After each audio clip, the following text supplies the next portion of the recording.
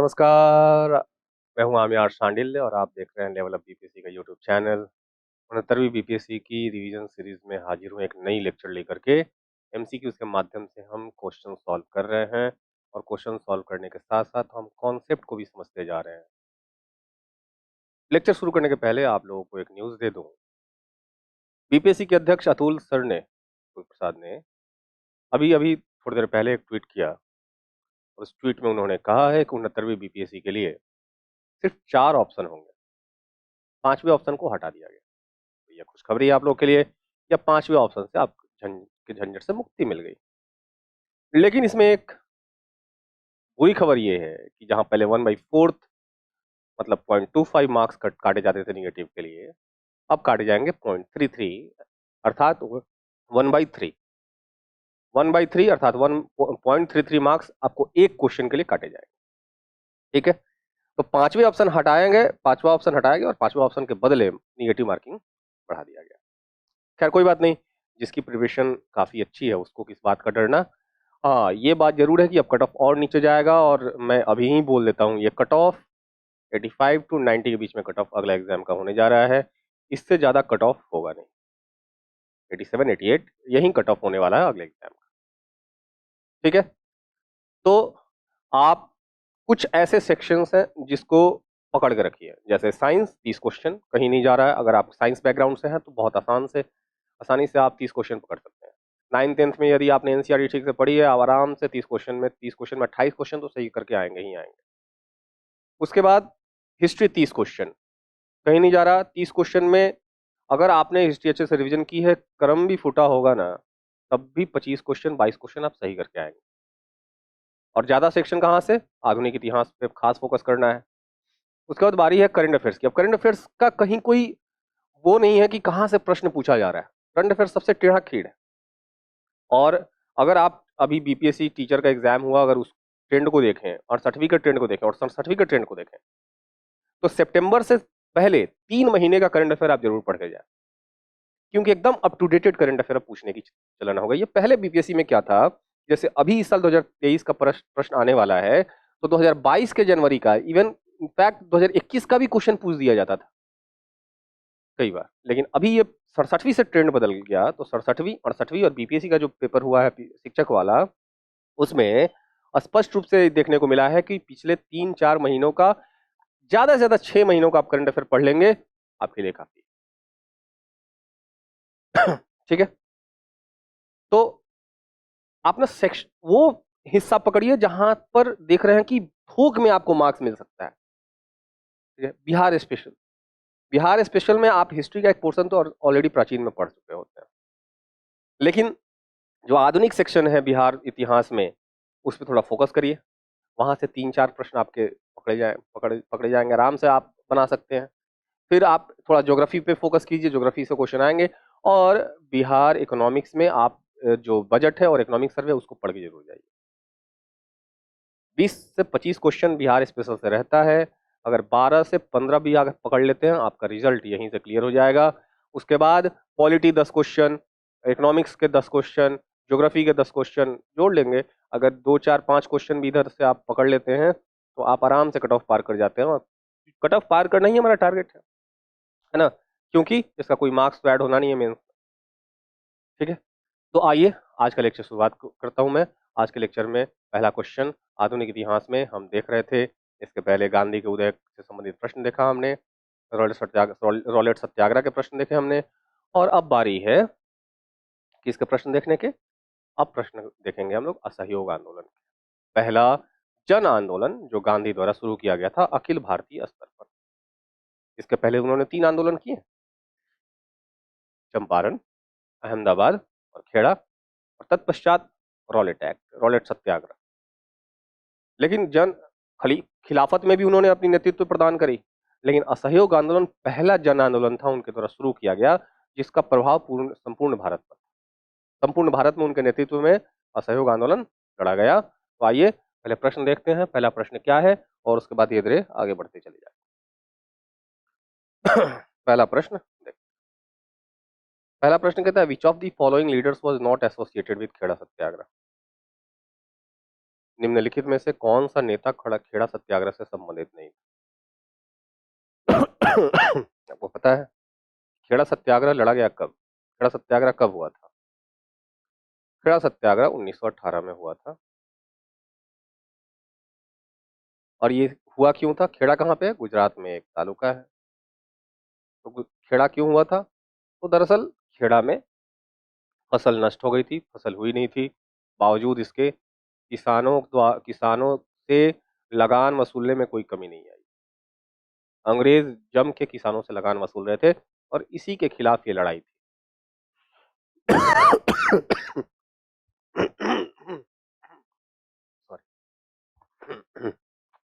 तो देखेंगे कि इस खेड़ा सत्याग्रह में सत्याग्रह शुरू किया गया गांधी जी द्वारा, लेकिन इसमें सर्वेंट सोसाइटी ऑफ इंडिया का भी एक बहुत बड़ा रोल रहेगा। सर्वेंट सोसाइटी ऑफ इंडिया का भी बहुत बड़ा इसमें रोल दिखेगा आपको। और सर्वेंट सोसाइटी ऑफ इंडिया के नेता हैं यहाँ पे विट्ठल भाई पटेल के नेतृत्व में ये पहली बार वहां पे शुरुआत होगी और बाद में गांधी जी इसका नेतृत्व संभाल लेंगे। गांधी जी ने कहा कि किसानों को कर देने की आवश्यकता नहीं है जब तक कि अंग्रेज आपकी बात सुन नहीं लेते। कर देना बंद करो, लगान देना बंद करो। अंग्रेजों के ऊपर दबाव डाला गया, अंग्रेजों के ऊपर दबाव महसूस हुआ अंग्रेजों द्वारा, और यही कारण है कि अंग्रेजों ने एक नया नियम पारित किया और इस नियम के तहत यह डिसाइड हुआ कि उन्हीं किसानों से लगान वसूला जाएगा जो सक्षम है दे सकने में। जो सक्षम नहीं है उनसे लगान नहीं वसूला जाएगा। ठीक है। तो इस आंदोलन में एक तो सर्वेंट सोसाइटी ऑफ इंडिया का रोल दिखता है। Servant society of India, Bharat सेवक समाज, उसके नेता विठल भाई पटेल। गांधी के साथ सहयोग करने वाले नेता थे वल्लभ भाई पटेल, युवा नेता वल्लभ भाई पटेल और इंदुलाल याग्निक। ये लोग जो हैं वो गांधी के सहयोगी रहे। वहां पे कहाँ पे? याग्निक कहाँ पे? खेड़ा सत्याग्रह। अब प्रश्न पे देखा जाए, प्रश्न क्या कहता है? निम्नलिखित में से कौन सा नेता खेड़ा सत्याग्रह से संबंधित नहीं था? विट्ठल भाई पटेल थे, मैंने बता दिया, सर्वेंट सोसाइटी ऑफ इंडिया से लीड कर रहे थे। वल्लभ भाई पटेल थे गांधी के सहयोगी के रूप में। इंदुलाल याग्निक थे।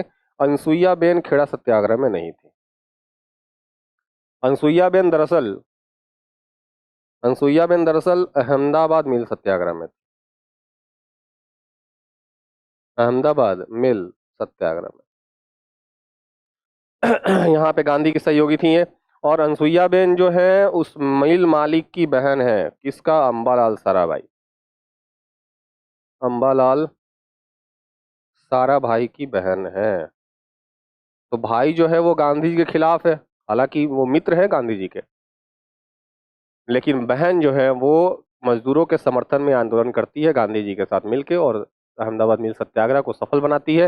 हमारा डी आंसर होगा, डी। अनसुईया बेन खेड़ा सत्याग्रह से संबंध नहीं रखती हैं। अगले प्रश्न में चलने की बारी है। अगला प्रश्न देखते हैं।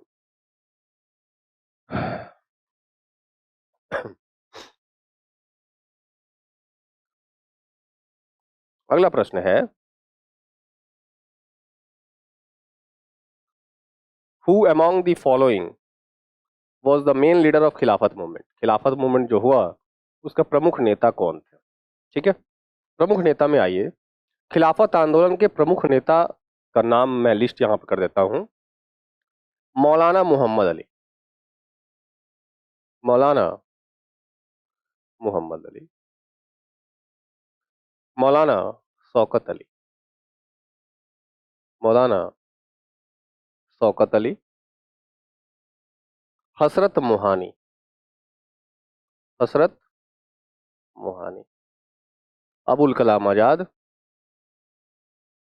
Abul Kalam Azad, Hakim Ajmal Khan, Hakim Ajmal Khan, M A Ansari, M A Ansari. इसके अतिरिक्त इस आंदोलन को समर्थन देने वाले कांग्रेसी नेता कौन है? महात्मा गांधी, महात्मा गांधी। ये नेता रहे हैं, जिसमें दो प्रमुख नेता का नाम लेंगे हम, मौलाना मोहम्मद अली और मौलाना शौकत अली। इन्होंने ही खिलाफत आंदोलन की नींव रखी है। और खिलाफत आंदोलन, आपको पता है कि खिलाफत आंदोलन क्यों शुरू हुआ? 1918 में प्रथम विश्व युद्ध की समाप्ति होती है और प्रथम विश्व युद्ध की समाप्ति के पश्चात आपको पता ही है प्रथम विश्व युद्ध में एक धड़ा जो है वो मित्र राष्ट्रों का है और दूसरा धड़ा दूरी राष्ट्रों का है धूरी राष्ट्रों का है। तो जहां मित्र राष्ट्रों में ब्रिटेन है, अमेरिका है, फ्रांस है, रसिया है, हालांकि रसिया जो है अपना पैर खींच लेगा, अपना वापस ले लेगा आंदोलन से जब 1917 में वहां पे क्रांति हो जाएगी। और धुरी राष्ट्र में जर्मनी है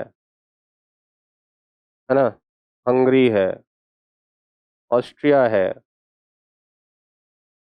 तुर्की है। देखो जी यहाँ पे इनफैक्ट मित्र राष्ट्रों में जापान भी है और मित्र राष्ट्रों में इटली भी है, जो द्वितीय विश्व युद्ध में धुरी राष्ट्र में शामिल हो जाएंगे। ठीक है, तो यहाँ पर और तुर्की की बात करता हूं मैं। तुर्की में जो जिसकी शासन चलती थी वो शासन चलती थी खलीफा का, और खलीफा का पद, खलीफा के पद पे जो बैठा होता था वो मुस्लिम जगत में बहुत प्रतिष्ठित व्यक्ति होता था।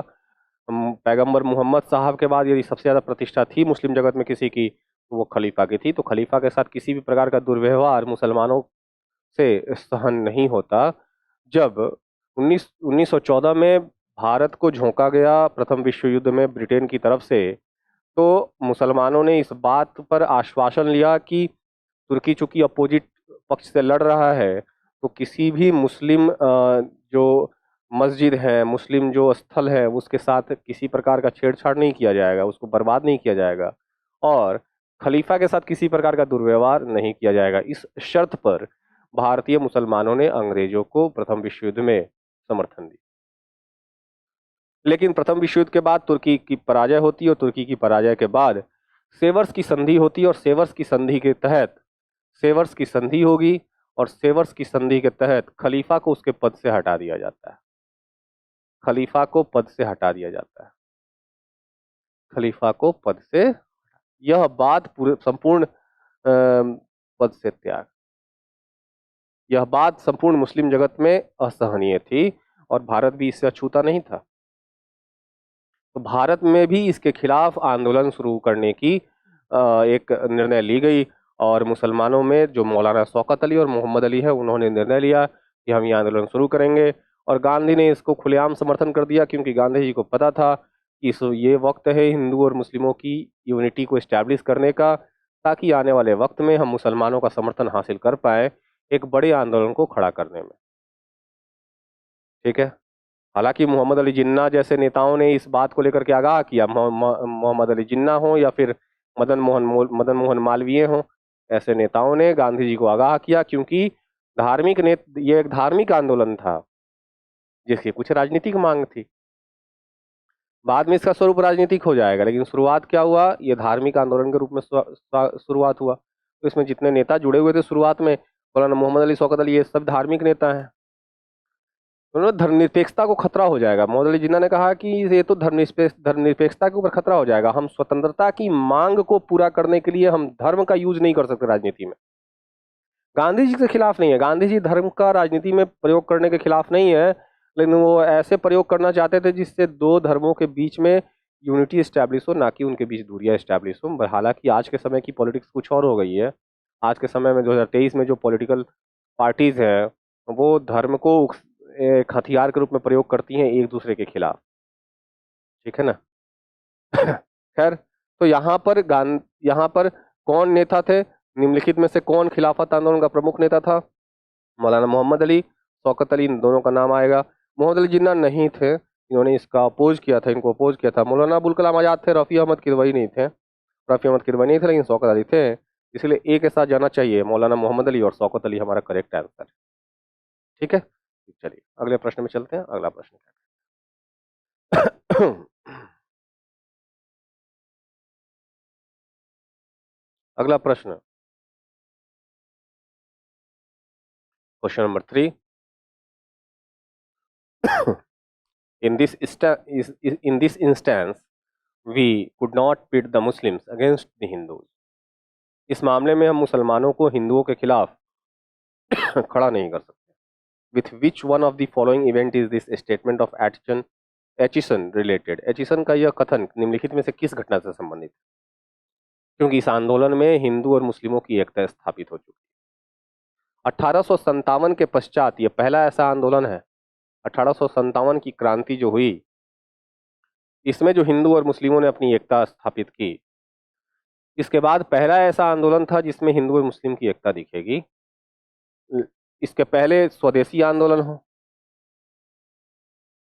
या होम रूल आंदोलन हो, इन सब में होम रूल आंदोलन हो, इन सब में हिंदू और मुस्लिमों के बीच की दूरियां स्पष्ट रूप से दिखेंगी। लेकिन इन आंदोलन में जो इसमें ऑप्शन में हम जाएंगे, उस आंदोलन में हमने देखा कि हिंदू और मुस्लिम की एकता स्थापित हो जाएगी।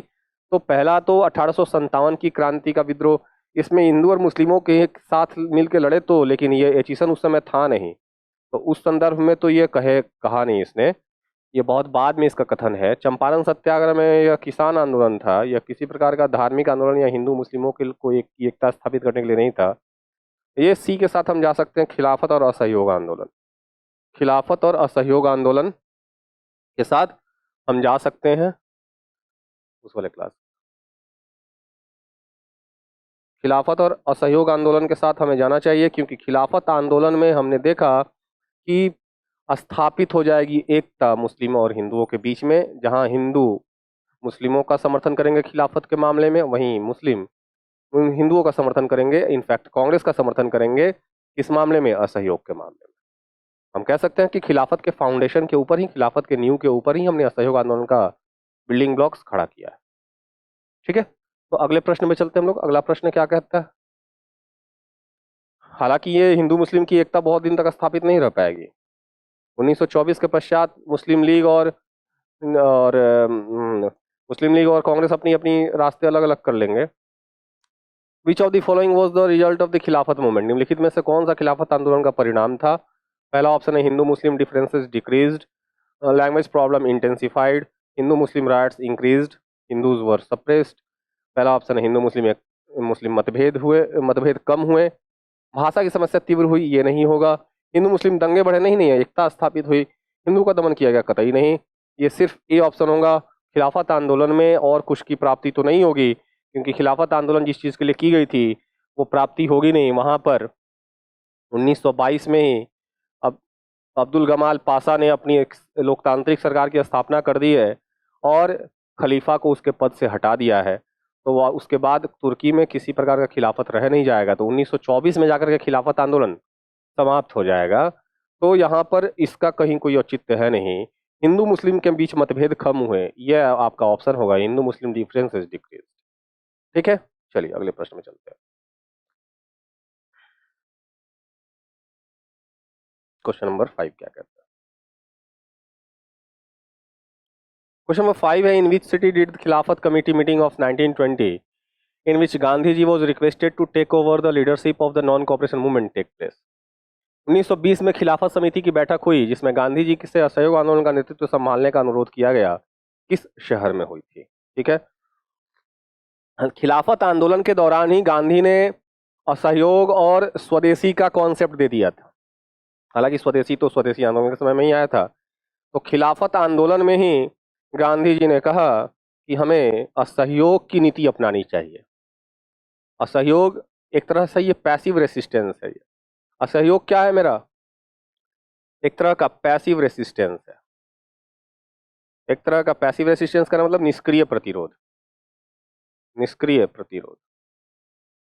ठीक है, तो उन्होंने असहयोग, हम अंग्रेज के साथ किसी भी प्रकार का सहयोग नहीं करेंगे, न प्रशासन में, न न्याय में, न शिक्षा में, किसी प्रकार का हम सहयोग नहीं करेंगे। हम हर चीज का इनका असहयोग करेंगे, हम ताकि जो है ये विवश हो जाए भारत को छोड़ने पर।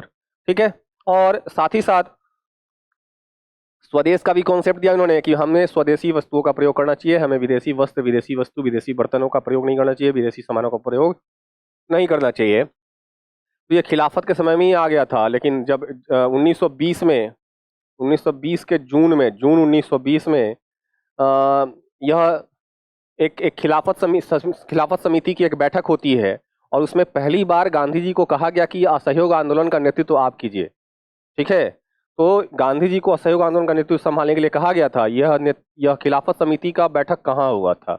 ये इलाहाबाद में हुआ था। 1920 में इलाहाबाद में इस खिलाफत समिति की बैठक की गई थी। अगले प्रश्न पे आते हैं। अगला प्रश्न क्या कहता है?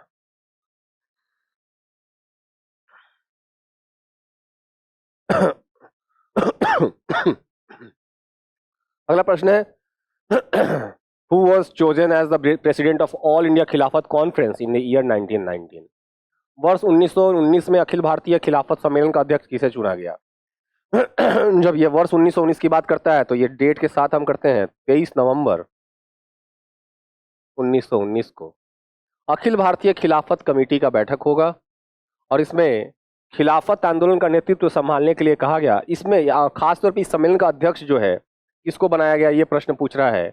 तो महात्मा गांधी, मोहम्मद अली जिन्ना, मौलाना शौकत अली या मोतीलाल नेहरू? तो इसमें इस अखिल भारतीय खिलाफत सम्मेलन का अध्यक्ष जो बनाया जाएगा वो किसको बनाया जाएगा? महात्मा गांधी को। और ये सम्मेलन होगी कहाँ? ये सम्मेलन होगी दिल्ली में। ये सम्मेलन कहाँ होगी? दिल्ली में। इसी सम्मेलन में खिलाफत आंदोलन की रूपरेखा तय की गई कि किस प्रकार से ये खिलाफत आंदोलन को जारी रखा जाएगा। ठीक है, तो इसमें यह भी कहा गया कि यदि हमें हिंदुओं का समर्थन प्राप्त करना है तो हमें वैसे धार्मिक मुद्दों से दूर रहना चाहिए जहां पे हिंदू मुस्लिमों के बीच में मतभेद बढ़े। तो वैसे चीजों से दूर रहने की कोशिश करी गई है, इसमें ऐसी रूपरेखा तैयार की गई है। अगले प्रश्न में चलते हैं। अगला प्रश्न क्या कहता है? Question number 7।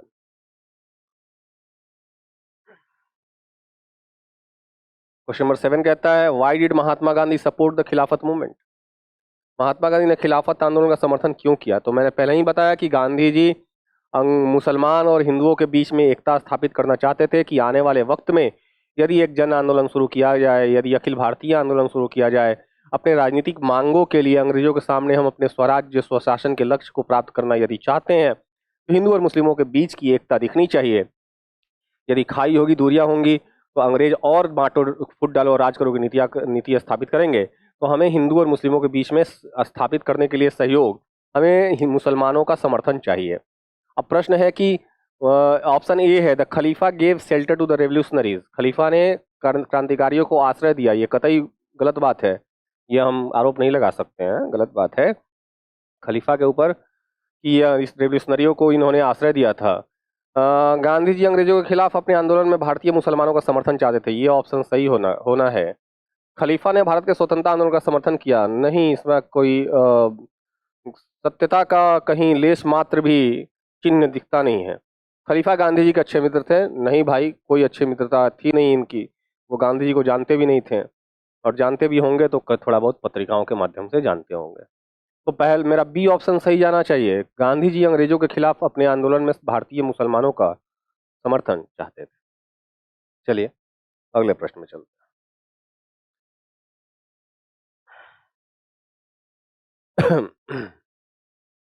क्वेश्चन नंबर 8 कहता है, who saw the Khilafat movement as an occasion for the unity of Hindu and Muslims which would not recur even in 100 year? Khilafat आंदोलन को किसने हिंदू और मुसलमानों की एकता के अवसर के रूप में देखा जिसकी पुनरावृत्ति 100 सालों में भी नहीं होगी? इन्होंने कहा कि जो हमने एकता स्थापित कर ली है वो आने वाले 100 वर्षों में भी हम अचीव नहीं कर पाएंगे। हमें एक बहुत बड़ा मौका हाथ लगा हिंदू और मुस्लिमों को नजदीक लाने का, और इस मौके को हमें गंवाना नहीं चाहिए। इस मौके का भरपूर लाभ उठाना चाहिए अंग्रेजों के खिलाफ, ब्रिटिशर्स के खिलाफ। उन्होंने कहा कि खिलाफत आंदोलन के माध्यम से हमने हिंदू और मुस्लिमों को एक कर दिया है, एक साथ एक मंच पर लाके खड़ा कर दिया है, एकता स्थापित कर दी है, और इसकी पुनरावृत्ति 100 वर्षों में भी नहीं होगी। किसने कहा? अली ब्रदर्स, शौकत अली या मोहम्मद अली, अबुल कलाम आजाद, महात्मा गांधी या खान अब्दुल गफ्फार खां? तो ये कहा है महात्मा गांधी ने ये स्टेटमेंट दिया है। ठीक है, चलते अगले प्रश्न में। अगला प्रश्न क्वेश्चन नंबर 9 क्या कहता है?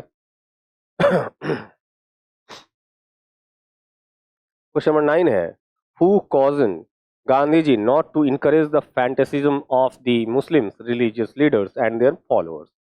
गांधी जी को मुस्लिम धार्मिक नेताओं और उनके अनुयायियों की कट्टरता को बढ़ावा न देने के लिए किसने आगाह किया था? उन्होंने कहा कि खिलाफत आंदोलन धर्म के मामले के लिए खड़ा हुआ है, ये आंदोलन शुरुआत ही की गई है धार्मिक मामलों को लेकर के, इसीलिए यदि हमने अपनी स्वतंत्रता प्राप्ति के लिए इस आंदोलन का एक समर्थन लेना अगर हम चाहते हैं तो ये हमारी सबसे बड़ी भूल है, क्योंकि इससे हमारे धर्मनिरपेक्षता को खतरा खड़ा होगा। यही कारण है कि हम कई मामलों में मोहम्मद अली जिन्ना का, देखो अब तेरी आंसर ही बोल दिया मैंने। ओह, क्या करूं मैं। मोहम्मद अली जिन्ना, चलो ठीक है, आंसर अब आपको पता चली गया। तो मोहम्मद अली जिन्ना साहब ने कहा कि यदि हम मुस्लिम धार्मिक नेताओं को बढ़ावा देंगे तो आगे चल के ये हमारे ही नीति, हमारे ही जो लक्ष्य है उन पे, उनके ऊपर प्रश्न चिन्ह खड़ा कर सकते हैं। ये क्योंकि ये धार्मिक नेता है, धर्म से ऊपर अपनी चीजों को सोच नहीं सकते हैं, तो हमें इन्हें बढ़ावा नहीं देना चाहिए। किसने कहा है? बीडी सावरकर नहीं, किसने कहा है? एम ए जिन्ना, मोहम्मद अली जिन्ना ने ये स्टेटमेंट दिया है कि मुस्लिम धार्मिक नेताओं, उनके अनुयायियों को कट्टरता को बढ़ावा नहीं देना चाहिए। ठीक है, अगले प्रश्न में चलते हैं। अगला प्रश्न कहता है, क्वेश्चन नंबर 10।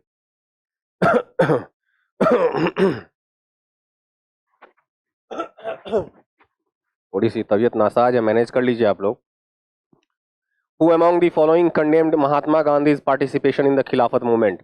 मोहम्मद अली जिन्ना, है ना। निम्नलिखित में से किसने खिलाफत आंदोलन में महात्मा गांधी की भागीदारी की निंदा की है, भर्त्सना की है? किसने कहा है कि महात्मा गांधी को इसमें शामिल नहीं होना चाहिए था? तो किसने कहा है, देखते हैं हम लोग। मोहम्मद अली जिन्ना। चलो, पहला आंसर आ गया हमारा मोहम्मद अली जिन्ना। स्टेटमेंट नंबर ए सही है हमारा। मोहम्मद अली नहीं, ये तो साथ में थे गांधी जी का, मदन मोहन मालवीय। ओके, सॉरी, मोहम्मद अली जिन्ना, मोहम्मद अली जिन्ना, मोहम्मद अली नहीं होंगे, मदन मोहन मालवीय। यस, तो दो लोग हैं यहाँ पे जिन्होंने गांधी जी के खिलाफत आंदोलन में जाने का भर्त्सना किया, निंदा किया। बीजी तिलक नहीं। तो इन दो लोगों के साथ चलेंगे, उपरोक्त में से एक से अधिक। हालांकि अब ई ऑप्शन खत्म, सॉरी, ई ऑप्शन हमारा खत्म है, तो अब इसके लिए डरने की बात नहीं है। ठीक है, चलते हैं अगले प्रश्न।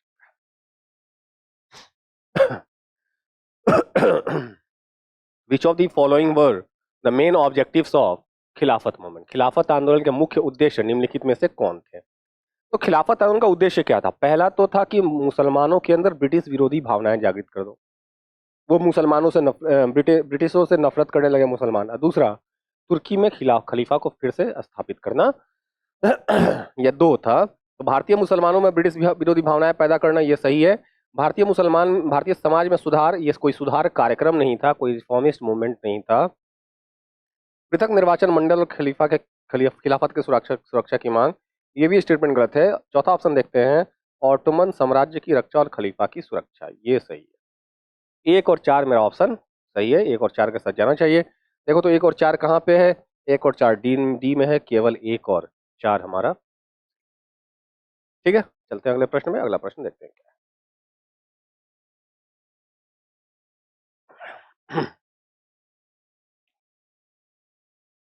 क्वेश्चन नंबर 12 कहता है, Moplah movement of 1921 was the branch of. देख लीजिए, मोपला मूवमेंट क्यों शुरू हुआ? मोपला मूवमेंट सिर्फ 1921 में नहीं, 19वीं शताब्दी में भी कई बार शुरुआत हो चुका है। केरल में मूवमेंट कहाँ शुरू हुआ? केरल में। मोपला कौन है? खेतिहर मजदूर है। मोपला कौन है? खेतिहर खेतिहर मजदूर। इनके पास अपनी जमीन नहीं है, तो ये खेती करते हैं किसके खेत पर?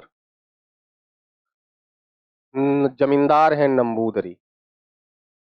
नंबूदरी के खेतों में ये खेती करते हैं। और नंबूदरी कौन है? हिंदू, खासतौर पे ब्राह्मण। ब्राह्मणों के हाथ में वहां पे जमींदारी सिस्टम है। ठीक है, तो ये शोषण करते हैं, किसका शोषण करते हैं? ये शोषण करते हैं खेतिहर मजदूरों का, मोपला का शोषण करते हैं। इसी शोषण के खिलाफ ये लड़ाई थी, और ये कोई 1921 में ही सिर्फ नहीं लड़ी गई, ये उसके पहले भी कई बार लड़ी जा चुकी थी, जिसको अंग्रेजों के हेल्प से, क्योंकि यहाँ पर जो ब्रिटिश हैं, अंग्रेज हैं, किसकी सहायता करेंगे? ऑब्वियसली नंबूदरियों की सहायता करेंगे। ठीक है ना। तो यहाँ पर शोषण काफी होती थी, और जब भी ये आंदोलन करते थे तो इसको एक एंगल दे दिया जाता था। वो क्या दिया जाता था? हिंदू और मुस्लिम का एंगल, धार्मिक एंगल देने की कोशिश की जाती थी। तो ये जो मोपला आंदोलन है, बाद में 1921 में जो शुरुआत किया जाएगा, उसमें किस आंदोलन की शाखा थी? तो ये खिलाफत आंदोलन की शाखा थी। और इस आंदोलन के दौरान शौकत अली जो हैं वो जाते भी हैं कहाँ पे? शौकत अली केरल जाते हैं इस आंदोलन का नेतृत्व करने के लिए। ठीक है, इसको करने क्या किया गया? आंदोलन के दौरान क्या किया? खेतिहर मजदूरों ने, मोपला ने क्या किया कि हिंदू जमींदारों के घरों के ऊपर हमला करना शुरू कर दिया, और इस क्रम में उन्होंने कई मंदिरों को भी नष्ट कर दिया। यही कारण है कि इसको हिंदू मुस्लिम एंगल देने की कोशिश की गई, और 1921 के अंत आते आते इस आंदोलन को पूरी तरह से कुचल दिया गया।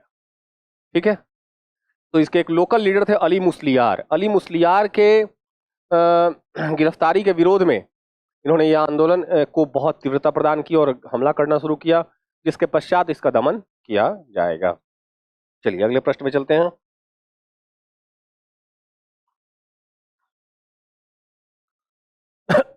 अगला प्रश्न कहता है 30 number, Congress supported the Khilafat movement mainly. खलीफा कांग्रेस ने खिलाफत मूवमेंट को क्यों समर्थन दिया? क्योंकि वो मुसलमानों का समर्थन चाहते, है ना, एक मात्र, उसके अलावा और कुछ नहीं। खिलाफत की पुनः स्थापना के लिए कांग्रेस का ये लक्ष्य नहीं था, ये तो खिलाफत के नेताओं का लक्ष्य था, खिलाफत को हटाने के लिए नहीं। ये भी ऑप्शन नहीं होगा। मुसलमानों की सहानुभूति हासिल करना, यही तो लक्ष्य था, to win the sympathy of Muslim, है ना, मुस्लिमों के सिंपैथी को हासिल करना, यही लक्ष्य था हमारा कांग्रेस का। चलिए अगला प्रश्न में चलते हैं। क्वेश्चन नंबर 14 क्या कहता है? Who among the following proposed the resolution of the non-cooperation movement in the Nagpur session 1920? निम्नलिखित में से किसने नागपुर अधिवेशन 1920 में असहयोग का प्रस्ताव प्रस्तावित किया था? मैंने बताया कि पहले जून 1920 में इलाहाबाद में खिलाफत कमेटी की बैठक होगी, और उसमें गांधी जी को असहयोग का नेतृत्व लेने की बात की जाएगी कि आपके नेतृत्व में असहयोग आंदोलन चले। तो गांधी जी ने 1 अगस्त 1920 को असहयोग आंदोलन की शुरुआत कर दी। असहयोग आंदोलन शुरू हो गया। ठीक है, इसी डेट में तिलक की मृत्यु भी हो जाती है, अर्थात तिलक असहयोग आंदोलन को नहीं देख पाते। तिलक की मृत्यु इसी डेट को हो जाएगी। और सितंबर में, अब चूंकि आंदोलन तो शुरू हो गया, लेकिन कांग्रेस का समर्थन चाहिए था, तो सितंबर 1920 में कलकत्ता में एक विशेष अधिवेशन बुलाया जाएगा। कलकत्ता का विशेष अधिवेशन होगा, और विशेष अधिवेशन के तहत इसकी अध्यक्षता कौन करेंगे? लाला लाजपत राय। लाला लाजपत राय। इस अधिवेशन में असहयोग का प्रस्ताव लाया जाएगा, असहयोग का प्रस्ताव, और असहयोग का प्रस्ताव आया, और विरोध में खड़े हो गए कई नेता। कौन कौन? एम ए जिन्ना, मोहम्मद अली जिन्ना, उस समय कांग्रेस का लीडर है ये। Annie Besant. कौन? Annie Besant. और कौन? सुरेंद्रनाथ बैनर्जी।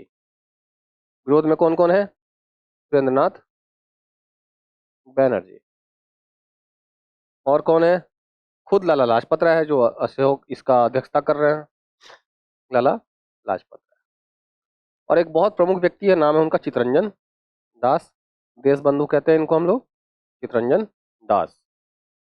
इसके अलावा बी एस खापड़े, ये भी इसके विरोध में खड़े थे। ठीक है, एनी बेसेंट ने तो ये कहा कि ये तो भारतीय स्वतंत्रता की प्राप्ति के लिए एक बहुत बड़ा धक्का साबित होगा असहयोग आंदोलन। ठीक है ना, हालांकि तो ये जो प्रस्ताव आया उस दौरान विशेष अधिवेशन में सभी इसके खिलाफ खड़े हैं। सीआर दास का एक ही चीज पे विरोध था। सीआर दास का विरोध था कि हमें जो सेंट्रल लेजिस्लेटिव असेंबली है, जो केंद्रीय विधानसभा है, उसका बहिष्कार नहीं करना चाहिए, हमें वहां पे चुन के जाना चाहिए, है ना। जबकि गांधी कह रहे हैं कि सबका बहिष्कार करो। बहिष्कार अर्थात अंग्रेजों का बहिष्कार, अंग्रेजों की सारी नीतियों का बहिष्कार, अंग्रेजों के सारे सिस्टम का बहिष्कार। सीआरदास कह रहे हैं कि सबका बहिष्कार करना चाहिए, लेकिन सेंट्रल लेजिस्लेटिव असेंबली में हमें चुन के जाना चाहिए और वहां पर फिर से असहयोग करना चाहिए। इस मुद्दे पर सीआरदास ने इसका समर्थन नहीं किया, और प्रस्ताव को स्वीकार, मोतीलाल नेहरू के प्रयासों से इस प्रस्ताव को स्वीकार कर लिया गया, है ना। उस समय गांधी जी बहुत नए नए नेता हैं, अभी बहुत ज्यादा धाक जमा नहीं है, क्योंकि अभी पहला आंदोलन तो ये जन आंदोलन, इन्होंने इसके पहले तो क्षेत्रीय आंदोलन की शुरुआत करी, रॉलेट एक्ट में अपनी अखिल भारतीय पहचान स्थापित करी, लेकिन हम कह सकते हैं कि जन असहयोग आंदोलन पहला ऐसा आंदोलन रहा जिसने गांधी को पूरे भारत के स्तर पर स्थापित कर दिया अखिल भारतीय नेता के तौर पे, ठीक है ना। तो दिसंबर 1920 में क्या होगा? दिसंबर 1920 में फिर से इस असहयोग आंदोलन का जो प्रस्ताव स्वीकार किया गया था सितंबर में, उसको रखा जाएगा, प्रस्तावित किया जाएगा, और सबसे पहले सीआर दास ही करेंगे। दिसंबर आते आते सीआर दास का विरोध खत्म हो चुका था और उन्होंने गांधी के असहयोग का समर्थन कर दिया। हालांकि अभी भी सुरेंद्रनाथ बैनर्जी, एनी बेसेंट, मोहम्मद अली जिन्ना जैसे नेता अभी भी विरोध में खड़े हैं। तो सीआर दास ने इसको प्रस्तावित कर दिया और बहुत अच्छे से ये प्रस्ताव स्वीकार कर लिया गया, क्योंकि मोतीलाल नेहरू भी इसके समर्थन में थे। तो काफी ऐसे नेता हैं जिन्होंने इसका समर्थन किया, क्योंकि गांधी में उनकी आस्था बढ़ गई थी, गांधी में काफी आस्था बढ़ गई थी, तो इसीलिए उन्होंने गांधी के इस असहयोग के प्रस्ताव को प्रस्तावित किया। तो प्रश्न के अनुसार निम्नलिखित में से किसने नागपुर अधिवेशन के 1920 में असहयोग का प्रस्ताव प्रस्तावित किया? हमारे सामने आंसर है सीआर दास। सीआर दास ने इस प्रस्ताव को प्रस्तावित किया है। चलिए अगले प्रश्न पे चलते हैं। अगला प्रश्न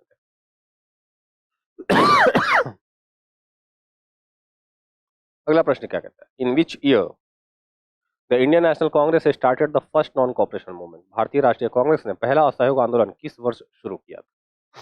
ठीक है, किस वर्ष शुरू किया था पहला? तो देखेंगे 1920 है, 1920 में 1 अगस्त। कब तक चला ये बताइए, कब तक चला? 12 फरवरी 1920 को यह स्थगित कर दिया गया। कहाँ स्थगित किया गया? बारदोली में। बारदोली में गांधी जी ने कांग्रेस कार्य समिति की बैठक बुलाई और इसको स्थगित, है ना। तो असहयोग आंदोलन 1920 में शुरू तो हो गया, लेकिन 1922 आते आते ये आंदोलन खत्म कर दिया गया। इस आंदोलन के खत्म करने के पीछे का क्या कारण था? इस आंदोलन को इसलिए खत्म किया गया क्योंकि इस आंदोलन को खत्म करने के पीछे का रीजन ये था क्योंकि 4 फरवरी 1922 को 4 फरवरी 1922 को गोरखपुर जनपद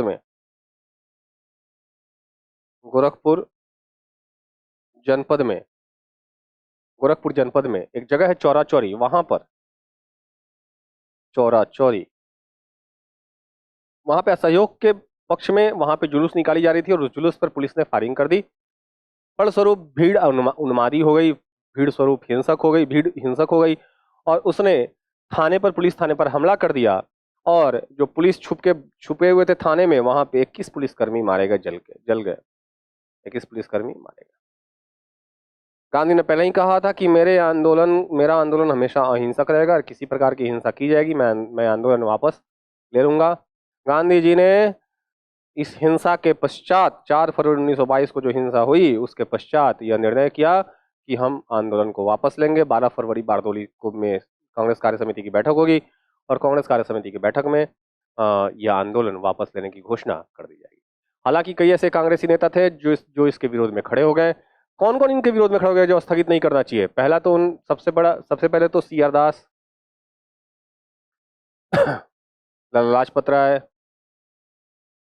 लाला लाजपत राय, मोतीलाल नेहरू,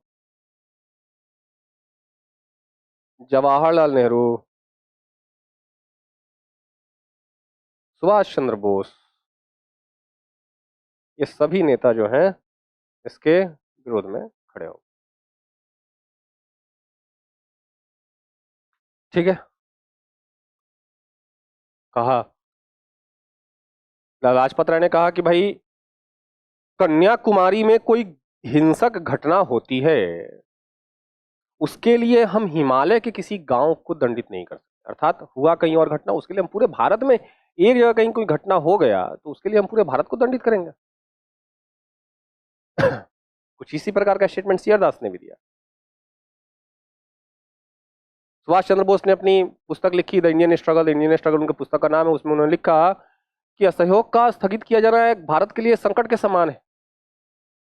जिस वक्त संपूर्ण भारत इस आंदोलन में उत्साहित है, इस आंदोलन से कुछ प्राप्त करना चाहता है, उस आंदोलन को इस मोड़ पर आकर के स्थगित कर देना यह बेवकूफी है। हालांकि इन सब विरोध के बावजूद भी जब स्थगन प्रस्ताव आया तो इन सभी नेताओं ने उसका समर्थन किया, क्योंकि गांधी में इनकी आस्था थी और गांधी के विरोध में खुलेआम ये नहीं जाना चाहते थे।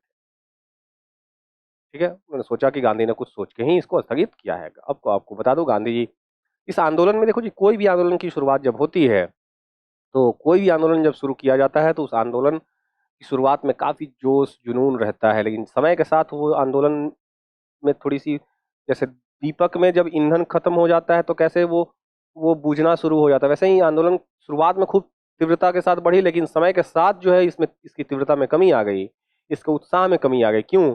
गांधी ने यह एक घोषणा कर दी थी, जब प्रस्ताव स्वीकार किया गया 1920 में, तो उन्होंने इस बात की घोषणा की कि हम 1 साल के अंदर स्वराज्य की प्राप्ति कर लेंगे। तो लोग 1 साल में स्वराज्य की प्राप्ति के लिए काफी हद तक इन्होंने इस आंदोलन को कैरी किया, इस आंदोलन में उत्साहित होकर के भाग लिया, और हजारों हजार क्या लाखों छात्रों ने स्कूल छोड़ दिए, वकीलों ने वकालत छोड़ दी, खुद विट्ठल भाई पटेल, वल्लभ भाई पटेल, राजेंद्र प्रसाद जैसे नेताओं ने, जवाहरलाल नेहरू, मोतीलाल नेहरू जैसे नेताओं ने वकालत छोड़ दी।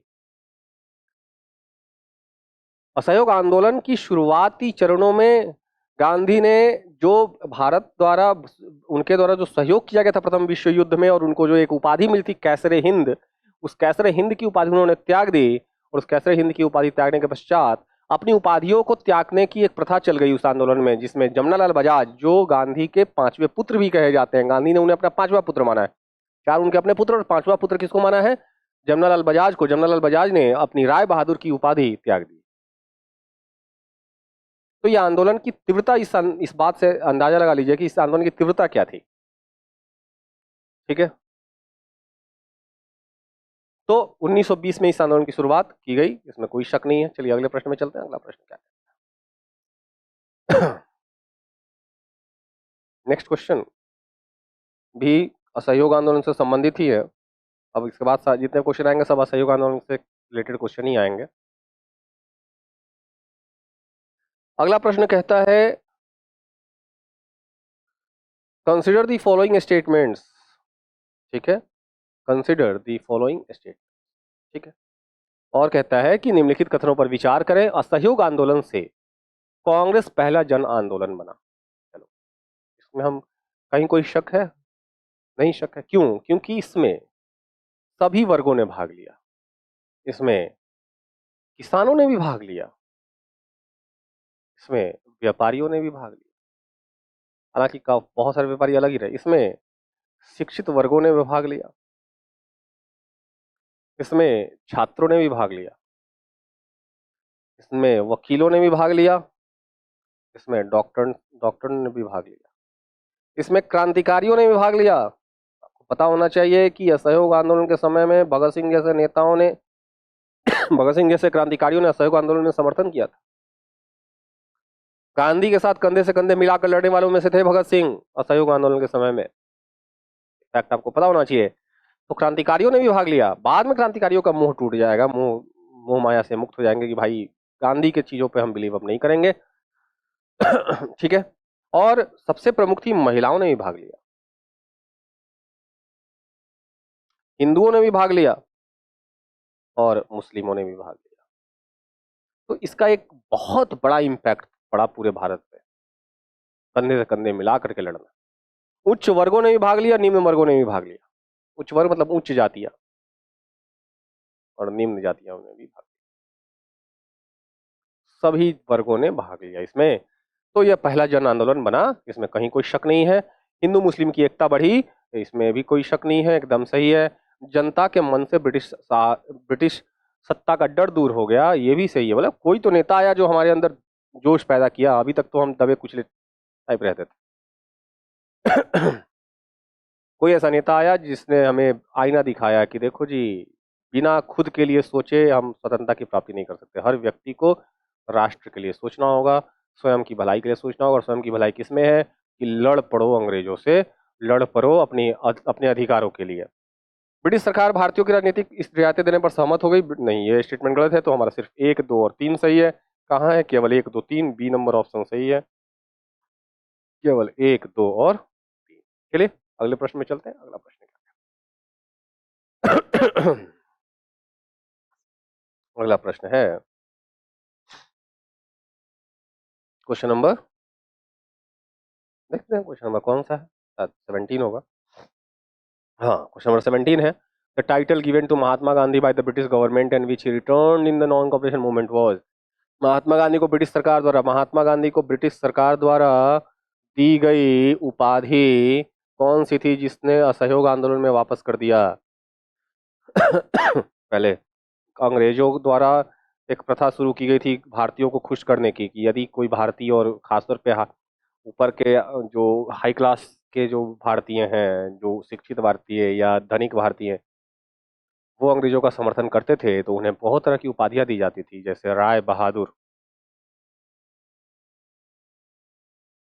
है ना, सर,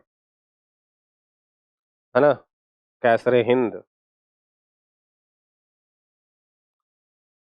नाइटहुड, इन सब चीज की उपाधि दी जाती।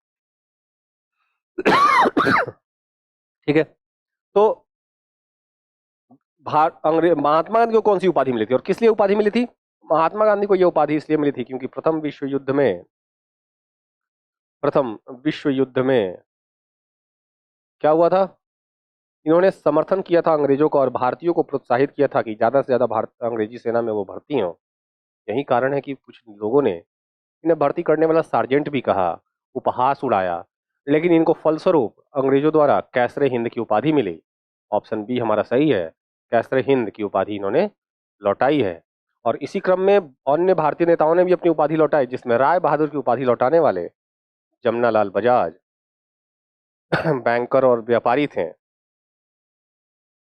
जमनालाल बजाज, ये पांचवें पुत्र कहे जाते हैं किसके? गांधी जी। ठीक है ना, अगले प्रश्न में चलते हैं। अगला प्रश्न देखते हैं क्या कहते हैं। Question number 18। ओके, तो क्वेश्चन नंबर 18 कुछ यूं है कि who among the following supported the non cooperation movement but could not see its result। तो अब रिजल्ट देख नहीं पाया, मैंने पहले ही बताया कि 1 अगस्त 1920 को यह आंदोलन शुरू कर दिया गया, और इसी डेट में किसकी डेथ हो जाती है? बाल गंगाधर बाल गंगाधर बाल गंगाधर तिलक। ठीक है, और इन्होंने, बाल गंगाधर तिलक ने नॉन कॉपरेशन मूवमेंट, असहयोग मूवमेंट में गांधी का समर्थन किया था, गांधी के पक्ष में थे कि हाँ असहयोग आंदोलन शुरू किया जाना चाहिए, लेकिन इसका परिणाम देखने के लिए वो जिंदा नहीं बचे। बाल गंगाधर तिलक आंसर होगा हमारा, बाल गंगाधर तिलक के साथ जाना चाहिए। और आपको पता होना चाहिए कि गांधी ने 1921 में इनके सम्मान में तिलक स्वराज फंड का निर्माण किया, तिलक स्वराज फंड, जिसमें कुछ ही महीनों में 1 करोड़ रुपए जमा हो गए, क्योंकि आपको पता होना चाहिए कि आंदोलन को जारी रखने के लिए आर्थिक रूप से भी सबल होना पड़ेगा। कोई भी आंदोलन तब सफल होगा जब उसके पास जो है इकोनॉमिकल सपोर्ट हो, लोगों के खाने पीने, रहने सहने, जेल जाए तो उनको जेल से छुड़ाने, सब तरह से उनको आर्थिक रूप से सबल होना पड़ेगा, तब जाकर के आंदोलन सफल होगा। तो तिलक स्वराज फंड की स्थापना की गई। अगले प्रश्न में चलते हैं, अगला प्रश्न देखते हैं। क्वेश्चन नंबर 18 क्या कहता है, 19 सॉरी, क्वेश्चन नंबर 19 क्या कहता है? क्वेश्चन नंबर 19 कहता है कि विच of the following statement is not correct regarding the non cooperation movement. असहयोग आंदोलन के संबंध में निम्नलिखित में से कौन सा कथन सही नहीं है? इस आंदोलन की अवधि 1920 से 22 तक थी। The period of this movement was from 1920 to 22। Absolutely correct. इसका लक्ष्य 1 वर्ष के भीतर स्वराज्य प्राप्त करना था। हाँ जी, इसने जब जब दिसंबर में यह प्रस्ताव स्वीकार कर लिया गया, तब जाकर के लक्ष्य बनाया गया, गांधी ने घोषणा की कि हम 1 वर्ष के अंदर स्वराज्य की प्राप्ति कर लेंगे। और ये स्वराज्य कोई स्वतंत्रता नहीं थी, अंग्रेजों के शासन के अंदर रहकर ही अपनी शासन चलाना, बहिष्कार की योजना थी। सही है। एम ए जिन्ना ने इस आंदोलन का समर्थन किया? नहीं, एम ए जिन्ना ने इस आंदोलन का विरोध किया है ना। तो ये 3 स्टेटमेंट सही है। और कौन सा स्टेटमेंट सही नहीं है? एम ए जिन्ना। तो हमारा आंसर क्या हो जाएगा? डी आंसर हमारा हो जाएगा, इन्होंने इसका विरोध किया था, तो स्टेटमेंट ये सही नहीं होगा। चलिए अगले प्रश्न में, यहाँ पे बहुत ध्यान देखना है। क्वेश्चन जब पूछे कि करेक्ट है कि नॉन करेक्ट है, तो इस पे बहुत फोकस करके एग्जाम में चलना है, क्योंकि मैक्सिमम बच्चे, और आपको मैं बता दूं कि out of 150 question approx 20 to 25 question तो नॉट करेक्ट और करेक्ट पे ही रहेगा, तो बहुत केयरफुली आप सॉल्व करके आइएगा। अगले प्रश्न में चलते हैं। Which of the following leaders opposed the proposal of non-cooperation in the special session of Indian National Congress at Calcutta? निम्नलिखित में से किस नेता ने कलकत्ता में भारतीय राष्ट्रीय कांग्रेस के विशेष सत्र में असहयोग का प्रस्ताव का विरोध किया था? जो 1920 का कलकत्ता में विशेष अधिवेशन हुआ, उसकी अध्यक्षता किसने की थी, आपको पता है? बताइए। लाला लाजपत राय, गर्मपंथियों में इकलौते नेता जिन्होंने कांग्रेस की अध्यक्षता की है, तो लाला लाजपत राय ने इसका विरोध किया था, सही है। सी आर दास ने भी विरोध किया था, सही है। एनी बेसेंट ने भी विरोध किया था, सही है। बिपिन चंद्र पाल ने भी विरोध किया था, सही है। उपरोक्त में से एक से अधिक सही है। हालांकि पांचवा ऑप्शन अब नहीं आएगा, है ना। चलिए अगले प्रश्न में चलते हैं। अगला प्रश्न क्या कहता है? अगला प्रश्न कहता है which of the following is the actual date of the Chaura Chauri incident? Chaura Chauri घटना का वास्तविक तिथि क्या है? प्रश्न एग्जाम में पूछ चुका है कि चौरा चौरी है कहाँ। बीपीएससी में बड़ा एक ट्रेंडी क्वेश्चन पूछा था, ये बहुत वन लाइनर पूछा था कि चौरा चौरी कहाँ पे है। तो चौरा चौरी कहाँ पे है? गोरखपुर में। गोरखपुर कहाँ पे है? यूपी में। हमारे चीफ मिनिस्टर साहब योगी आदित्यनाथ जी गोरखपुर जो मठ है उसी के महंत है ना। हालांकि जो गोरख संप्रदाय के लोग हैं वो निराकार जो है ईश्वर की पूजा करते हैं, निराकार में विश्वास करते हैं, भगवान का कोई आकार नहीं है। फिर भी अब इस पे कब हुआ था गोरखपुर में? 4 फरवरी 1922। 4 फरवरी 1922 को ये घटना हुई थी, पहले भी मैं डिस्कस कर चुका हूं। और इसमें 21 पुलिसकर्मी मारे जाते हैं। उन्मादी भीड़ ने पुलिस थाने पर हमला करके 21 पुलिसकर्मियों को जला दिया था, जिसके फलस्वरूप गांधी ने इस आंदोलन को वापस ले लिया, है ना। चलिए अगले प्रश्न में चलते हैं। अगले प्रश्न क्या, क्वेश्चन नंबर 22 क्या कहता है? क्वेश्चन नंबर 22 कहता है after which incident did Mahatma Gandhi describe the non cooperation movement a mistake like the Himalaya? किस घटना के बाद महात्मा गांधी ने असहयोग आंदोलन को हिमालय जैसी गलती बताया कि उन्होंने ये नहीं होना चाहिए, असहयोग नहीं होना चाहिए था। ये घटना किस घटना को बताया था? चौरा चौरी की घटना जो है वो हिमालय जैसी महान गलती है, जिसके कारण से असहयोग आंदोलन को वापस लेना पड़ा। और इसके खिलाफ कई सारे नेता भी खड़े हो गए, ठीक है ना, जिसमें बड़ी कटु स्टेटमेंट भी बोली गई। और 1920 की जब आंदोलन वापस लेते हैं बारदोली में, तो 24 आपको पता होना चाहिए 24 फरवरी 1922 को फिर से कांग्रेस कमेटी की बैठक होती है दिल्ली में इस बार। और दिल्ली में 24 फरवरी 1922 को जब कांग्रेस कमेटी की बैठक होती है, उसमें बीएस मुंजे साहब ने इस गांधी के खिलाफ निंदा प्रस्ताव लाया, ठीक है ना। ठीक है, तो काफी नेता नाराज थे गांधी से इसको लेकर के, ठीक है। अगले प्रश्न में चलते हैं। Where was the Mahatma Gandhi at the time of Chaura Chauri incident? Chaura Chauri घटना के समय महात्मा गांधी कहाँ पे थे?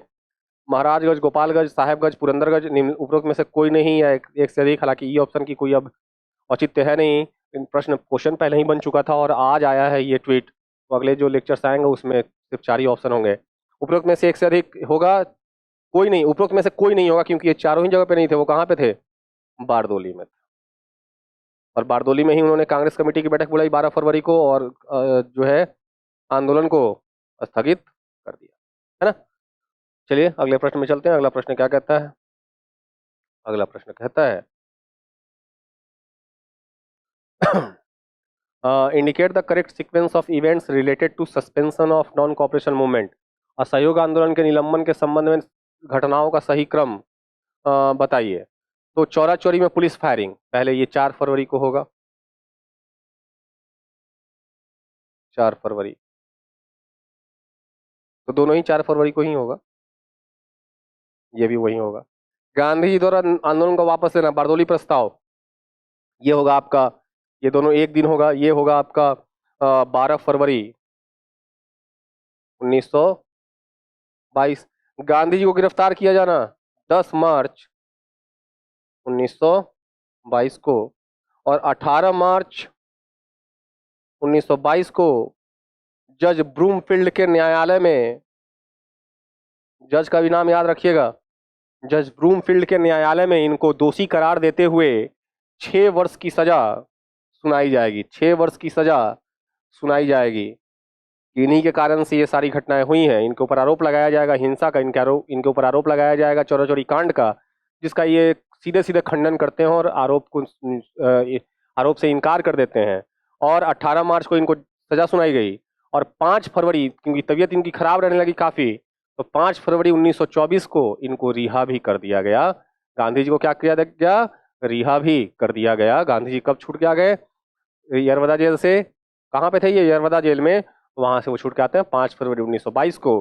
तो जरा क्रम देखें, पहले कौन सा घटना होगा? पहले तो गुस्साई भीड़ द्वारा पुलिस स्टेशन को जला, पहले तो चोरा चोरी में पुलिस फायरिंग हो गई। तो पहला तो स्टेटमेंट 1 सही है। पहला कौन घटना होगा? पहला पुलिस फायरिंग होगा। फिर क्या होगा? गुस्साई भीड़ द्वारा पुलिस स्टेशन को जला दिया गया, 2 होगा। फिर गांधी जी द्वारा आंदोलन को निलंबन किया गया, 3 होगा। फिर गिरफ्तार किया गया गांधी जी को, 4 होगा। तो 1 2 3 4 स्टेटमेंट ए के साथ जाना चाहिए। स्टेटमेंट ए हमारा सही है। अच्छा, डेट आप देख लीजिएगा, डेट आपके लिए बहुत जरूरी है कि चोरा चोरी और ये गुस्साई भीड़ द्वारा पुलिस को जलाना किस डेट को हुआ? 4 फरवरी को। गांधी जी के द्वारा आंदोलन कब वापस लिया गया? 12 फरवरी को। और गांधी जी को गिरफ्तार कब किया गया? 10 मार्च को। सजा कब सुनाई गई? 18 मार्च को। आए कब वो? 5 फरवरी 1924 को वापस जेल से छूट के आ जाते हैं। चलिए अगले प्रश्न में चलते हैं। अगला प्रश्न देखते हैं। क्वेश्चन नंबर 25 है। क्या है? क्या है भाई? क्या छुपा रखे हो? देखते हैं क्या छुपा रखे। क्वेश्चन नंबर 25 कहता है, in meeting of the all India Congress committee held at Delhi in 24 February 1922, who presented a motion of censure against Gandhi ji for withdrawing of the non cooperation movement? है ना, 24 फरवरी 1922 को दिल्ली में आयोजित अखिल भारतीय कांग्रेस कमेटी की बैठक में असहयोग आंदोलन वापस लेने के लिए गांधी जी के विरुद्ध निंदा प्रस्ताव कौन लेके आया? बताया मैंने, डॉक्टर मुंजे साहब। मुंजे साहब ने निंदा प्रस्ताव लाए थे। किसके खिलाफ? गांधी जी के खिलाफ। चलिए अगले प्रश्न में चलते हैं। अगला प्रश्न क्या है? अगला प्रश्न है, who wrote to Mahatma Gandhi on the burning of foreign cloth during the non cooperation movement that it was a ruthless waste? असहयोग आंदोलन के दौरान विदेशी कपड़ा जलाने पर महात्मा गांधी को किसने लिखा था? ये निर्मम बर्बादी है, निष्ठुर बर्बादी है, तो कपड़े को जलाना नहीं चाहिए, है ना। ये एक तरह का बर्बाद कर रहे हैं आप लोग चीजों को। तो कितना बहुमूल्य है वस्त्र? तो मदन मोहन मालवीय ने कहा, रविन्द्रनाथ टैगोर ने कहा, शौकत अली ने कहा, मोहम्मद अली ने कहा। तो ये रविन्द्रनाथ टैगोर ने गांधी जी को कहा कि यह रूथलेस वेस्ट है, एक बर्बादी है और कुछ नहीं है। तो इस स्टेटमेंट को हम इससे जोड़ सकते हैं, रविन्द्रनाथ टैगोर से। आपको रविन्द्रनाथ, देखिए जी, बीपीएससी के मेंस में 3 लोगों का थॉट्स पढ़ना है बहुत डिटेल में। वो मेंस की क्लासेज जब लेक्चर सीरीज चलेंगी और मेंस की क्लासेज आएंगी तब हम देखेंगे उसमें कि कैसे जो है गांधीयन थॉट्स क्या है, रविन्द्रनाथ टैगोर के थॉट्स क्या हैं, नेहरूवियन थॉट्स क्या हैं, उन तीनों ही से क्वेश्चन आते हैं एग्जामिनेशन में। The main outcome of the non cooperation movement was, असहयोग आंदोलन का मुख्य परिणाम क्या था? तो कुछ नहीं, क्या मिला इससे हमें? हिंदू मुस्लिम यूनिटी मिली, हिंदू मुस्लिम एकता स्थापित हुई। प्रांतों को अधिक शक्तियां मिली? नहीं, ये तो भारत शासन अधिनियम 1919 के तहत दिया गया प्रांतों को अधिक स्वायत्ता। केंद्रीय विधानमंडल में निर्वाचित सदस्यों की संख्या वृद्धि हो गई, ये तो अलग अलग चार्टर्स में और एक्ट में लाने की कोशिश की गई। भारतीय राष्ट्रीय कांग्रेस में विभाजन, ये भी नहीं है, सिर्फ हिंदू मुस्लिम एकता स्थापित हुई। इसका परिणाम क्या हुआ? हिंदू मुस्लिम एकता, क्योंकि खिलाफत आंदोलन के बुनियाद पर ही इस आंदोलन को खड़ा किया गया था। Which of the following organisation were established during non cooperation movement? असहयोग आंदोलन के दौरान निम्नलिखित में से किस संगठन की स्थापना की गई? काशी विद्यापीठ, गुजरात विद्यापीठ, जामिया मिलिया इस्लामिया, काशी हिंदू विश्वविद्यालय। अब मैं बता दूं कि जब असहयोग आंदोलन के दौरान लाखों छात्रों ने कॉलेजेस और स्कूल छोड़ दिए हैं, तो उनके लिए राष्ट्रीय शिक्षा, कैसे शिक्षा बाधित ना हो, इसके लिए कई सारी यूनिवर्सिटीज और कॉलेजेस खोली गई, स्कूल्स खोली गई, जिसमें बिहार में भी कई सारे कॉलेज खोले गए हैं, ठीक है, जिसके प्रधानाचार्य डॉक्टर राजेंद्र प्रसाद बनेंगे। तो यहाँ पे काशी विद्यापीठ का स्थापना 1921 में किया जाएगा, ठीक है, 1921 में असहयोग आंदोलन के दौरान ही। गुजरात विद्यापीठ का स्थापना 1920 में किया जाएगा। जामिया मिलिया का स्थापना 1920 में पहले अलीगढ़ में किया जाएगा और बाद में इसको ट्रांसफर करके दिल्ली किया जाएगा। पहले ये अलीगढ़ में होगा और 1921 में इसको कहाँ लाया जाएगा? दिल्ली लाया जाएगा। काशी हिंदू विश्वविद्यालय की स्थापना 1916 में ही कर दी गई मदन मोहन मालवीय द्वारा। तो ये असहयोग आंदोलन के दौरान नहीं स्थापित किया गया था और यही काशी हिंदू विश्वविद्यालय के स्थापना समारोह में गांधी ने कांग्रेस की आलोचना करी है। तो क्या क्या हो जाएगा? 1 2 3, 1 2 3, केवल डी के साथ जाइए, डी के साथ केवल 1 2 3, यही हमारा स्टेटमेंट हमारा सही है। चलिए अगले प्रश्न में चलते हैं, अगला प्रश्न देखते हैं क्या है। ओके, अगला प्रश्न 29 नंबर क्या कहता है? क्वेश्चन नंबर 29 कहता है revival of revolutionary activities in Indian politics during 1923 to 28 was due to. देखिए जी, 1923 से 28, इनफैक्ट एक और भी आगे जाएगा ये, तो 1923 से 28 के बीच में बहुत सारी क्रांतिकारी गतिविधियां बढ़ गई। ऐसा क्या कारण था? देखो जी, असहयोग आंदोलन में कई ऐसे क्रांतिकारी नेता रहे हैं जिन्होंने असहयोग आंदोलन में गांधी जी का साथ दिया। उनको ऐसा था कि एक नया नेता आया है जो अपने विचारों से काफी प्रभावित किया है और इन विचारों से हम स्वराज्य की प्राप्ति कर लेंगे।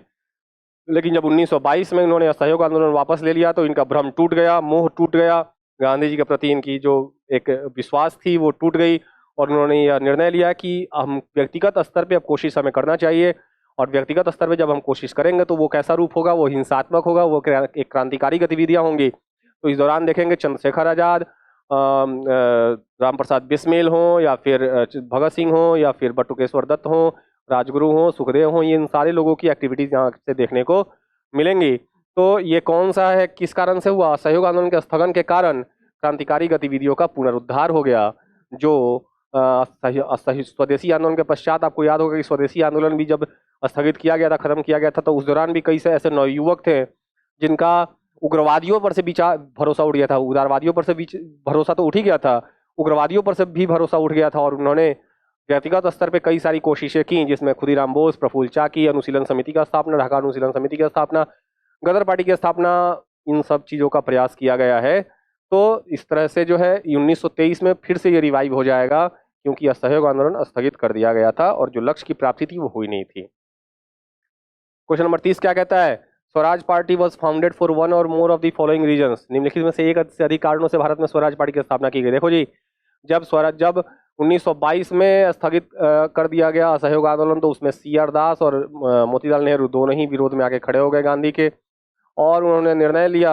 अच्छा ठीक है, मोतीलाल नेहरू 1922 में ही, देखो जी 1922 में गया जिले में बिहार में ये दूसरा ऐसा अधिवेशन हुआ। गया में कांग्रेस का अधिवेशन होता है जिसके अध्यक्ष CR दास रहते हैं और CR दास ने जो है वहां पर सेंट्रल लेजिस्लेटिव असेंबली या लेजिस्लेटिव असेंबली विधान परिषदों में चुनाव के जरिए चुन के जाने का प्रस्ताव लेके आते हैं कि हम वहां पे चुन के जाएंगे और वहां पे असहयोग करेंगे। और यही कारण है कि अब यहाँ पर कांग्रेस में दो धड़ा निकल के आ जाएगा, कांग्रेस में दो धड़ा निकल के आ जाएगा, एक परिवर्तनवादी और एक परिवर्तनवादी और एक अपरिवर्तनवादी, जो नॉन चेंजर्स हैं, परिवर्तनवादी। जहां अपरिवर्तनवादियों में डॉक्टर राजेंद्र प्रसाद, ठीक है, जवाहरलाल नेहरू और उसके अलावा NG रंगा, ऐसे नेता थे, वल्लभ भाई पटेल।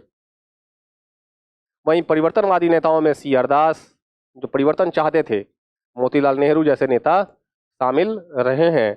और जहां परिवर्तनवादी चाहते थे कि हम चुनाव के जरिए चुन के जाएं और वहां पर हम असहयोग करें, वहीं अपरिवर्तनवादी चाहते थे कि बहिष्कार की नीति लागू रहनी चाहिए और हमें विधान परिषद के चुनाव में शामिल नहीं होना चाहिए। तब जाकर के मार्च 1923 में इलाहाबाद में परिवर्तनवादियों की एक बैठक होगी और यहीं पर इलाहाबाद में स्वराज पार्टी की गठन होगी। और ये बात जान जाइए कि स्वराज पार्टी का गठन कोई अलग से पार्टी की गठन नहीं की गई थी, यह कांग्रेस में रह करके ही यह कार्य कर रही थी पार्टी, या कांग्रेस के अंदर रह करके ही कार्य कर रही थी पार्टी।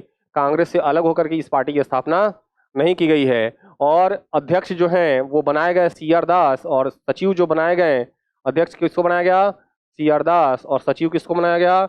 मोतीलाल नेहरू को बनाया जाता है। ठीक है, तो यहाँ से स्वराजवादियों ने तो 1923 के चुनाव में ये पार्टिसिपेट करते हैं। नवंबर में चुनाव होगा और उसमें पार्टिसिपेट करेंगे और उसमें अच्छी खासी सीट जीत करके 101 सेंट्रल लेजिस्लेटिव असेंबली की 101 सीट में से 42 सीटों पर ये विजय प्राप्त करेंगे और प्रांतीय विधान परिषदों में भी कई जगह यह बहुमत प्राप्त करेंगे।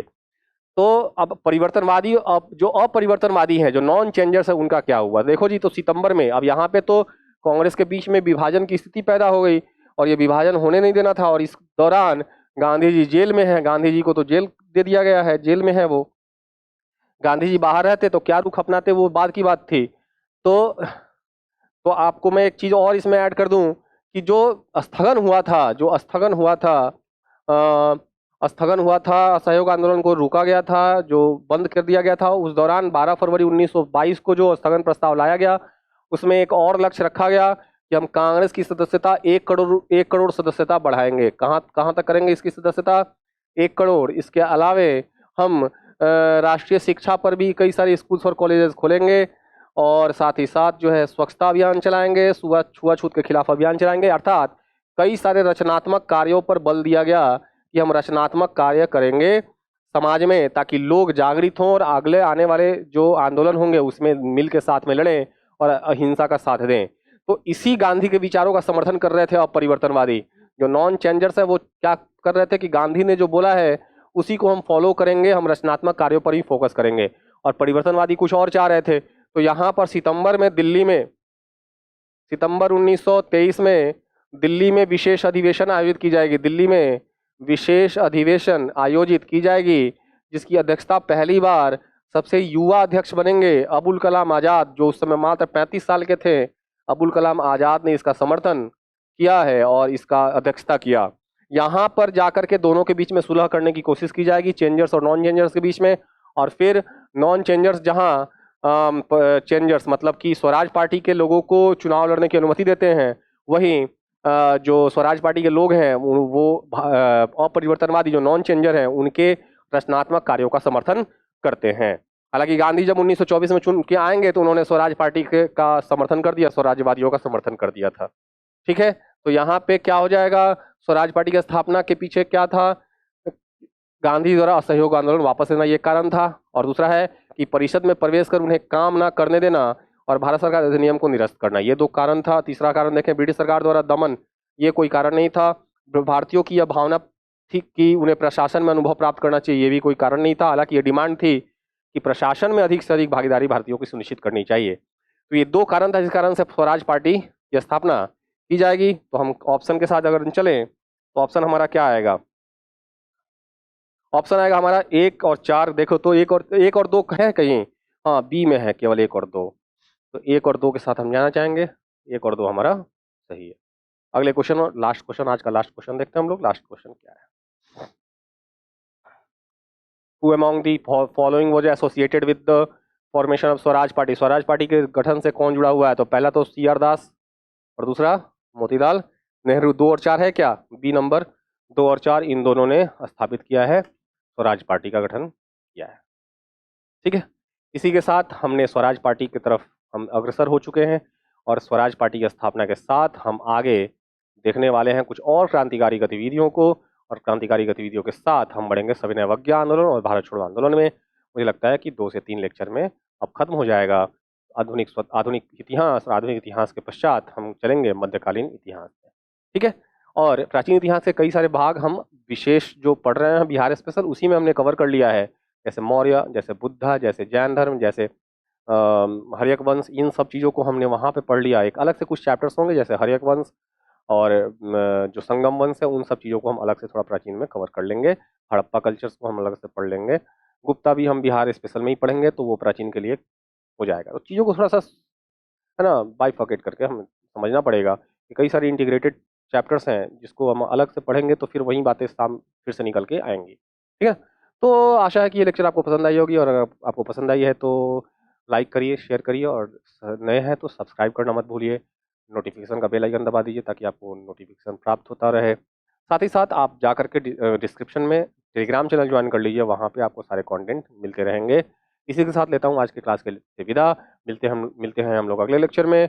तब तक के लिए धन्यवाद। जय हिंद, जय भारत।